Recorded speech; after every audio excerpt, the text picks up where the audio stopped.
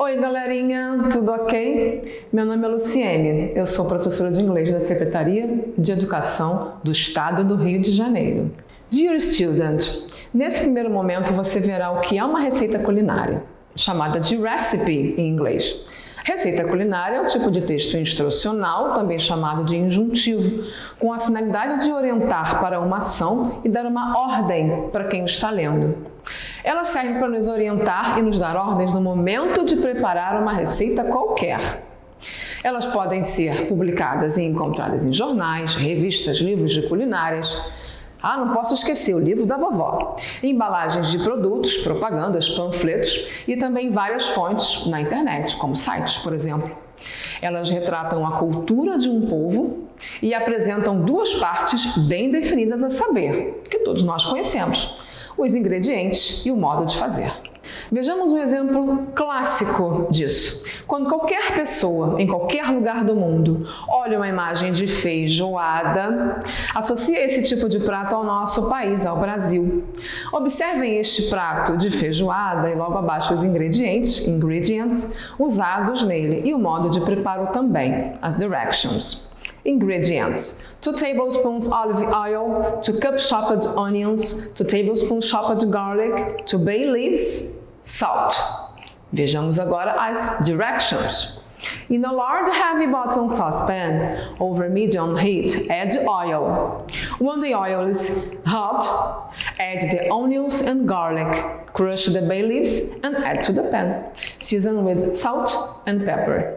E agora, dear student, o que você entende por e-mail? Vejamos o e-mail agora. Em português, sabemos que é correio eletrônico e em inglês, electronic mail. Para produzir um bom e-mail, você precisa seguir alguns passos. Primeiro, redija sempre uma saudação inicial e outra final. Se for seu amigo, você pode saudar com good morning e abraços, hugs, no final, etc. Ele precisa ser curto, bem curtinho. Nele deve estar contido apenas o essencial, pois as pessoas não têm muita paciência para ler nossos e-mails muito longos. Escreva apenas um assunto. Fica mais fácil obter o retorno desta forma, o feedback. Informe exatamente o que deseja. Seja objetivo, vá direto ao assunto. Sem rodeios, sem rodeios.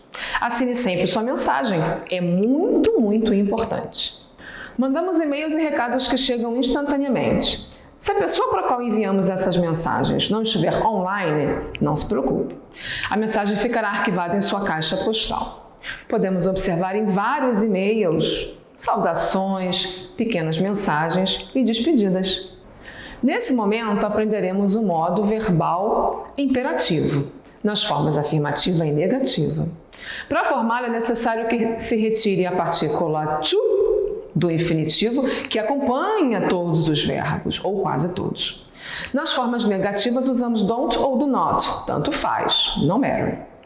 Emprega-se o imperativo no inglês para se fazer um pedido, um oferecimento, se dar um conselho, uma suggestion, uma sugestão, uma orientação, um aviso ou uma ordem para alguém.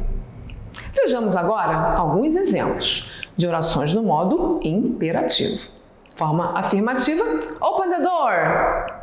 Come here, pay attention. Na forma negativa, don't open the door, don't speak loud, don't smoke here.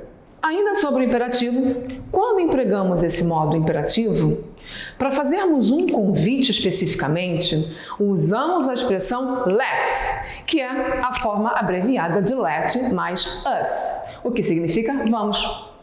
Antes do verbo principal, sempre colocamos o let's, conforme os exemplos abaixo que veremos agora. Na forma afirmativa, let's study English. E na negativa, let's not do that. Observe o not entre o let's e o verbo principal. Dear student, hoje somos realmente privilegiados. Grande parte de nós tem acesso às mensagens instantâneas. Muitos de nós, muitos, não todos, temos acesso a um computador. E é claro, não podemos nos esquecer da internet, meio que nos possibilita estarmos conectados com o mundo inteiro. Através dos chats, por exemplo, nós, usuários, criamos uma nova linguagem chamada de internetês. que tem por objetivo diminuir, reduzir e abreviar as palavras, a fim de tornar as conversas mais ágeis. Elas costumam ser bem curtinhas e breves. Vejamos alguns exemplos, algumas dessas abreviaturas em inglês. O to mais o day, que forma today. O to mais o night, que forma tonight. E o to mais o tomorrow, que forma o tomorrow. Então, galerinha, você sabe o que significa a abreviatura SMS? Short Message Service, serviço de mensagem curta. É usado normalmente quando se quer enviar um torpedo. É um serviço disponível em telefones celulares que permite o envio de mensagens curtas, basicamente até 160 caracteres.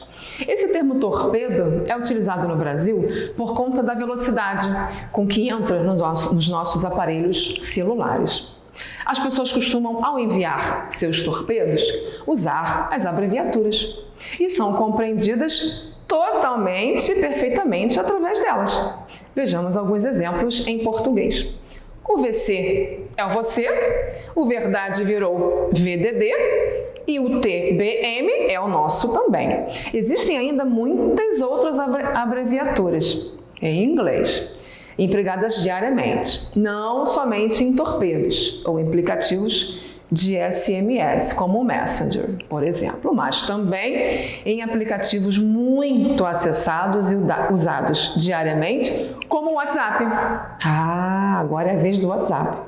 Vamos ver então mais algumas abreviaturas usadas todos os dias em inglês. BRB, be right back, já volto. THKS, thanks, obrigado ou obrigada. Orly, oh, really? Sério, é isso mesmo? E se falando de mensagens curtas ainda, não podemos deixar de observar também o bilhete, que é chamado no inglês de scrap. Para escrever um bilhete, um scrap, você deve ser objetivo, pois um bilhete é sempre curto também. Ele deve conter o nome de quem vai receber a mensagem, que é o destinatário, a despedida e a assinatura de quem escreveu, o remetente. A linguagem é normalmente informal também. A data e local onde o remetente se encontra também devem ser informados, não esqueçam. Observe.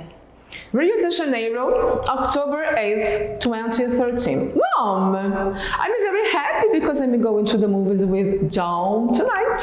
We are going to see a comedy. It's called My Mother is a Comedy.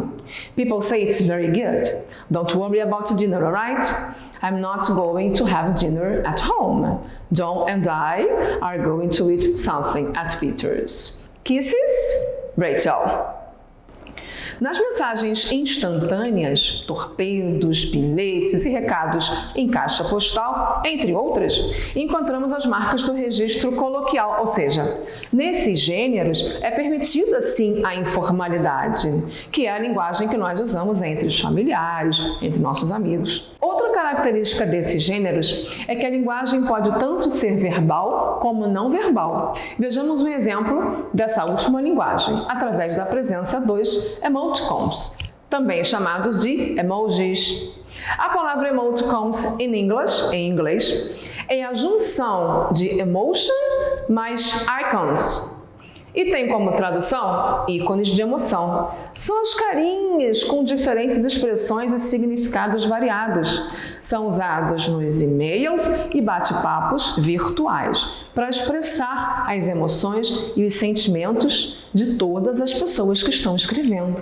Então, galerinha, após terem visto mais alguns temas muito legais, especialmente hoje, espero que vocês tenham aproveitado esses conteúdos. Fiquem muito bem, protejam-se. Até o próximo encontro. Um abraço, a hug.